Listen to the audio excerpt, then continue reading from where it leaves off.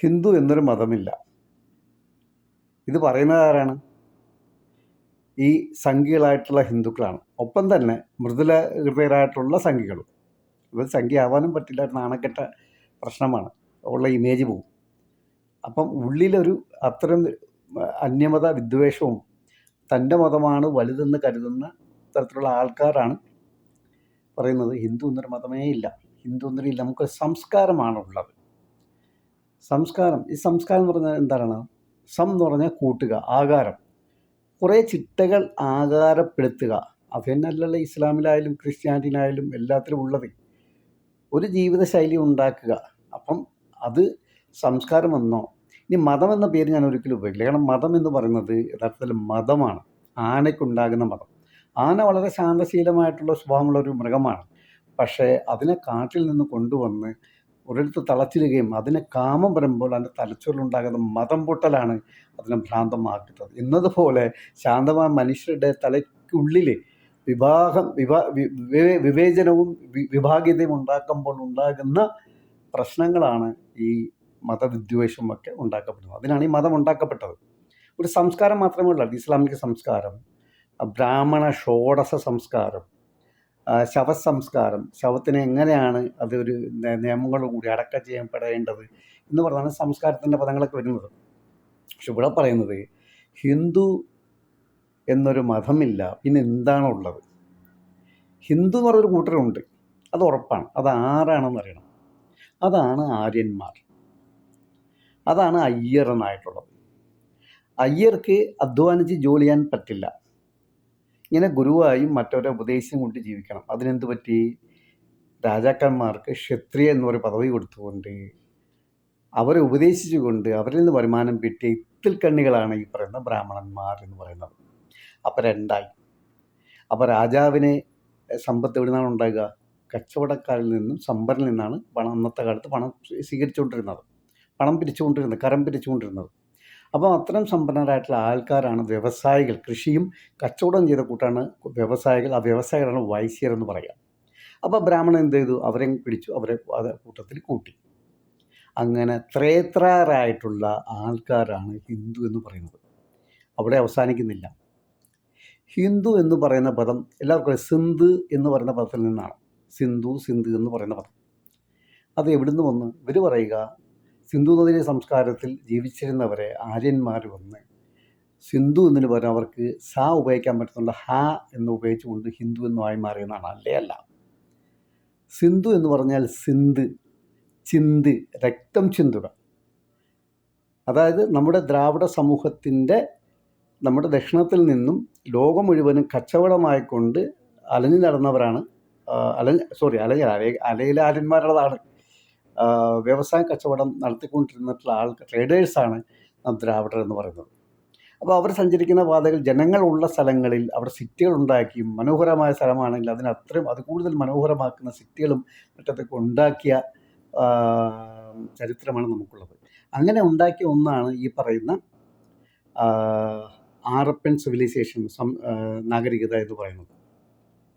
ആറപ്പൻ എന്ന് പറഞ്ഞു കഴിഞ്ഞാൽ ആറ് മുഖമുള്ള മുരുകൻ എന്നല്ല അതിൻ്റെ അർത്ഥം. ഈ ജൂതന്മാരോട് നടക്കുന്ന നക്ഷത്രം അത് ദ്രാവിഡരുടെ സംസ്കാരത്തിൻ്റെ ആണ്. 6 മുഖം, ഒരു ട്രയാങ്കിൾ, പിരമിഡ് പോലെ മുകളിലോട്ടിരിക്കുന്നത് യോനിയും താഴോട്ടുള്ളത് ലിംഗവും, അത് രണ്ടും സമത്വപ്പെടുത്തുന്നത് ആണ് ഈ പറയുന്ന അർദ്ധനാരീശ്വരൻ എന്ന് പറയുന്നത്. ആണും പെണ്ണും സമത്വമായിട്ടുള്ള അതിനെ ശിവലിംഗം എന്ന് പറഞ്ഞുകൊണ്ട് ആര്യന്മാരുടെ ശിവനായിട്ടുള്ള പരശുരാമൻ്റെ ലിംഗവും അവൻ്റെ ഭാര്യയായിട്ടുള്ള ദുർഗന്ധം വേശ്യ ആയിട്ടുള്ള സാറ, അത് ഇസ്രായേലിൽ നിന്ന് വന്നിട്ടുള്ള സാറയും ഈ പറയുന്ന എബ്രഹാം എന്ന് ബൈബിളിലൊക്കെ പറയപ്പെടുന്ന ഒരു വ്യക്തിയുമായിട്ടാണ് പരശുരാമൻ. ഈ പരശുരാമനാണ് യഥാർത്ഥത്തിൽ ഈ കൽക്കി എന്ന് പറയപ്പെടുന്നത്. കലക്കുന്നവൻ. എവിടുന്നാണത്? ബൈബിളിലെ പഴയ നിയമത്തിലെ ഭാഷ കലക്കലും ബാബൽ കൊട്ടാരവും വായിച്ചാൽ മനസ്സിലാക്കുന്ന വ്യക്തി. ആദ്യത്തെ ഒരേ ഭാഷ, ഒരേ വ്യാകരണം ഒക്കെ ഉള്ള ഭാഷ തമിഴായിരുന്നു. ആ ഭാഷ വന്നിട്ടാണ് യഹോവ കലക്കി കളയുന്നത്, സ്കാറ്റേഡ് ചെയ്യുന്നത്, ചിന്തിച്ച് കളയുന്നത്. അപ്പോൾ അന്ന് ഈ പറയുന്ന യഹോവയുടെ ഭാഷ എന്തായിരിക്കാം? ലോകത്ത് കുറേ ഭാഷ, യഹോവയ്ക്ക് ഭാഷ വേണ്ടേ? അല്ലെങ്കിൽ യഹോവ തമ്മിൽ സംസാരിക്കണം. അപ്പോൾ യഹോവയുടെ ഭാഷ ബബ്ബബ്ബ എന്നുള്ള കാര്യം നമുക്ക് മനസ്സിലാവും. അപ്പോൾ ഇതിൽ നിന്നൊക്കെ മനസ്സിലാക്കുന്നത് ബൈബിളിലുള്ള യഹോവ എന്ന് പറയുന്ന ആൾ യഥാർത്ഥത്തിൽ ഒരു ഫ്യൂഡലിസ്റ്റ് ആയിട്ടുള്ള ഒരു ആര്യൻ നാടുവാഴിയാണ് മാത്രമാണ്. അതാണ് ജലസ്, അസൂയ ഉള്ളത്. അതുകൊണ്ടാണ് അവരെ ജിന്നുകളെന്ന് ഖുർആൻ പറയുന്നത്. അസൂയവാകരായിട്ടുള്ള ആൾക്കാർ, നിഗൂഢമായി പ്രവർത്തിക്കുന്ന ആൾക്കാർ. അങ്ങനെ ഈ സിന്ധു നദിയുടെ സംസ്കാരം എന്ന് പറയുന്ന ആറപ്പൻ സംസ്കാരത്തെ കലക്കിക്കളഞ്ഞ ചരിത്രമാണ് യഥാർത്ഥത്തിൽ ഭാഷ കലക്കലും ബാബേൽ കൊട്ടാരവും. ആ സ്കാറ്റേഡ്, ചിന്തിച്ച് കളയുക ആ പദമാണ്, ആ ചെയ്തവരാണ്, ആ ചിഹ്നിച്ചവരാണ്, ചിന്തിപ്പിച്ചവരാണ് ഈ പറയുന്ന ഹിന്ദു എന്ന് പറയുന്നത്. അത് ബ്രാഹ്മണ, ക്ഷത്രിയ, വൈശ്യ. ഈ ക്ഷത്രിയ വൈശ്യരെ നമ്മൾ ദ്രാവിഡരായിട്ടുള്ള ആൾക്കാരാണ്, അവരതിൽ കൂട്ടിയതാണ്. ആ ത്രേത്രയരാണ്. ശേഷം പിൻകാലത്താണ് ഭഗവാൻ ശ്രീകൃഷ്ണൻ്റെ പാക്കവിത, വിശുദ്ധ ഗീതം എന്ന് പറയുന്ന പാക്കവിതയെ മാറ്റിക്കൊണ്ട് ജൂതന്മാരെ പറ്റിയും ഈ പറയുന്ന കപടന്മാരെ പറ്റിയും അവർ അത്തരക്കാരെ ശ്രദ്ധിക്കണമെന്നുകൊണ്ട് യുദ്ധത്തിന് ശേഷം ശ്രീകൃഷ്ണൻ എഴുതിയ ഒരു കവിതാ സമാഹാരമാണ്, അല്ലെങ്കിൽ ഒരു ഉണർത്തുപാട്ടാണ് പാക്കവിത എന്ന്. അതിനാണ് ഭഗവത്ഗീത എന്ന് ആക്കി മാറ്റിക്കൊണ്ട് ചാതുർവർണ്ണ്യം ആ ഒരു വചനത്തിനുള്ളിൽ കയറ്റി ഈ പറയുന്ന നമ്മുടെ ദ്രാവിഡ അടിമകളായിട്ടുള്ള ശൂദ്രന്മാർ, ദൂരെ എന്ന ആട്ടൽ ദൂരത്തിൽ നിൽക്കേണ്ടവർ, അടിമകൾ, അത്രയും വെറുക്കപ്പെട്ടവരാണ്. അവരെ അടിമകളായിട്ടുള്ളവരെയും കൂടി ചേർത്തുകൊണ്ട് ചാതുർവർണ്ണ്യം ഉണ്ടാക്കിക്കൊണ്ടാണ് ഇന്നത്തെ നായന്മാർ മുതൽ മേനോൻ, നമ്പ്യാർ, ഈ സാധനങ്ങളൊക്കെ പണിക്കന്മാരൊക്കെ അതിൽ വരുന്നത്. ശൂദ്രന്മാർ തന്നെയാണ്. തമ്പ്രാക്കന്മാരുടെ നിറത്തിലും ഗുണത്തിലൊക്കെ ആയതുകൊണ്ട് ദയതോന്നിയ ആൾ കൊടുത്ത പദവികളാണ് പിൻകാലത്ത് ഈ പറയുന്ന മേനോൻ. മേ മാട്, നാ ഇല്ല, ഇൻ മാടല്ല. അതല്ലാത്ത നമ്മളെല്ലാം മാടാണ്, കാലികളാണ്. ഗോയും എന്ന് യഹൂദന്മാർ പറയും. കാലികൾ, അവരെ നമ്മളാണ് നിയന്ത്രിക്കേണ്ടത്.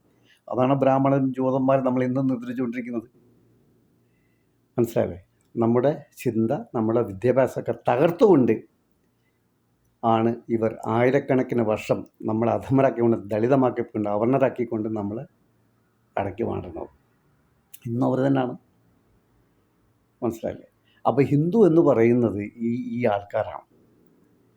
പിൻകാലത്ത് ബ്രിട്ടീഷ് ഭരണകാലത്തിലാണ് ഇവിടെ ക്രിസ്ത്യൻ, അതായത് കനീഷുമാർ ജനസംഖ്യ കണക്കെടുക്കുന്ന സമയത്ത് 1860 ഏതൊരു കാലഘട്ടത്തിലാണ് ജനസംഖ്യാ കണക്ക്, കനേഷുമാരി എന്ന് പറയുന്ന ജനസംഖ്യ എടുക്കുന്ന സമയത്ത് ഇവിടെ കണ്ടത് മുസ്ലിങ്ങൾ, ക്രിസ്ത്യാനികൾ, സിഖ്, ബുദ്ധർ, ജൈനരൊക്കെയാണ്. പിന്നെ ജാതി മതമൊന്നുമില്ലാത്ത ഭൂരിപക്ഷം ജനത, അത് ദ്രാവിഡ സമൂഹം, അവരാണ് ഉണ്ടായിരുന്നത്. പിന്നെ ഈ ത്രേത്രയർ, ഈ ഹിന്ദു എന്ന് പറയുന്ന സാധനങ്ങൾ, ബ്രാഹ്മണൻ, ക്ഷത്രിയൻ, വൈശ്യൻ, ഇവരെല്ലാം ഈ കൂട്ടർ വളരെ പരിമിതമാണ്. ഏറ്റവും കൂടുതലുള്ള ഇവിടുത്തെ ദ്രാവിഡ മതവും ജാതിയും ഇല്ലാത്ത നമ്മുടെ ദ്രാവിഡ, അവരൊക്കെ ദളിതമാക്കപ്പെട്ടവരാണ്, അവർണമാക്കപ്പെട്ടവരാണ്, അശ്ലീലമാക്കപ്പെട്ടുള്ളതാണ്, മ്ലേച്ഛമാരാക്കപ്പെട്ടുള്ളവരാണ്. അവരെല്ലാം ചേർത്തുകൊണ്ടാണ് ഹിന്ദു എന്ന് പറയുന്ന ഒരു കൂട്ടുകെട്ട് അവരിൽ കെട്ടിക്കൊണ്ട് വലിയൊരു മതമാക്കി മാറ്റുന്നത്. ഇതൊക്കെ ഇവിടെ ഉള്ളപ്പം ഹിന്ദു മതമില്ല. ക്ഷേത്രങ്ങളും ആചാരങ്ങളും, ഈ ക്ഷേത്രങ്ങളും ആചാരങ്ങളൊക്കെ തന്നെ ആര്യന്മാരുടേതാണ്, നമ്മുടേതല്ലേ അല്ല. ഒരു ആരാധന വഴിപാട് നമ്മുടെ ഒരു പൂർവികർ നമ്മൾ ആദരിച്ചിരുന്നു. ഇന്ന് നമ്മൾ ഗാന്ധിജിയുടെയും അംബേദ്കറുടെയൊക്കെ ശില വെക്കുന്നത് പോലെ ആദരിച്ചിരുന്നു, മുൻകാലത്ത് പൂർവികരെ ഓർക്കാൻ വേണ്ടി മാത്രം. ക്ഷേത്രം എന്ന് പറഞ്ഞാൽ ചേരും തറ, പാർലമെൻറ്റുകളാണ്. മഹാരാഷ്ട്രയിലുള്ള വലിയൊരു ശിവക്ഷേത്രം എന്നുള്ളത് പാർലമെൻറ്റാണ്. അവിടെ കൂടി ഭരണിയൻ വന്ന് അവിടെ ഇരുന്നു കൊണ്ട് എല്ലാ കാര്യങ്ങളും ചർച്ച നടത്തുക. പാർലമെൻറ്റ് എന്നുള്ള അവിടെ ഉണ്ട്, കാണുക, വീക്ഷിച്ചു കൊണ്ടിരിക്കുക. പാർലമെൻറ്റ് ദ്രാവിഡമാണ്. ജനങ്ങളെ നിരീക്ഷിച്ചു കൊണ്ടിരിക്കുക, അവരിലെ തിന്മയുള്ള ആൾക്കാരെ പിടിക്കുക, ശിക്ഷിക്കുക, അല്ലെങ്കിൽ അവർക്കുള്ള പ്രശ്നങ്ങൾ പരിഹരിച്ചു കൊടുക്കുക എന്നുള്ള രീതിയിൽ. അപ്പോൾ ഹിന്ദു ഒരു മതമില്ല എന്ന് പറയുമ്പോൾ എല്ലാ മതങ്ങളും, ക്രൈസ്തവതയായാലും ഇസ്ലാം എല്ലാം ഉണ്ടാക്കപ്പെട്ടത് തന്നെയാണ്. അതിൻ്റെ ബേസിക് അടിസ്ഥാനമൊന്നും അത്തരത്തിലുള്ള മറ്റൊരു കൂട്ടത്തിൽ നിന്ന് മാറി നിൽക്കുന്ന കൂട്ടർ, ഒരു മാറ്റം വരുത്താൻ വേണ്ടി ശ്രമിച്ചൊരു കൂട്ടരാണ് ഇസ്ലാമിൻ്റെ രീതിയിൽ നമുക്ക് ദ്രാവിഡ ഇസ്ലാമിൽ കാണാൻ പറ്റുള്ളൂ. ബാക്കിയെല്ലാം മതമാണ്, മതക്കെട്ടുകളാണ്, അടിമകളാണ്. ജൂതന്മാരുടെയും ബ്രാഹ്മണന്മാരുടെയും അടിമകളാണ് ഈ ഹിന്ദുമതവും ക്രൈസ്തവ മതങ്ങളൊക്കെ എന്ന് പറയുന്നത്. ബോധിമാങ്കിൽ നിന്ന് സലാം.